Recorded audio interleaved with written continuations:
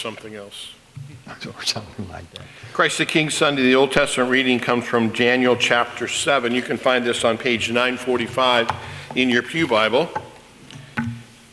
Daniel's written during a time when the children of Israel are in captivity. They don't have much freedom. They have a ruler over them that's not allowing them to do what they want to do. And so Daniel, inspired by God, says there's really only one king and one Lord. And God the Father is described as the Ancient of Days, the one who's been here from eternity and will be for eternity. And Jesus is described in a familiar name, which Jesus takes on himself, and that is the Son of Man. So listen to the words from Daniel chapter 7. Daniel says, "As I looked then, thrones were placed, and the Ancients of Days took his seat.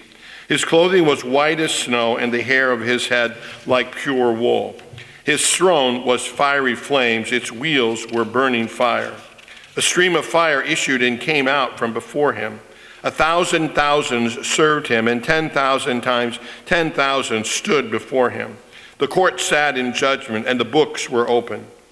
I looked then because of the sound of the great words that the horn was speaking, and as I looked, the beast was killed, and its body destroyed and given over to be burned with fire.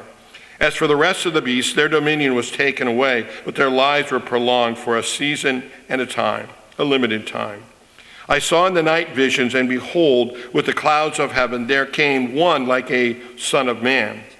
And he came to the Ancient of Days and was presented before him.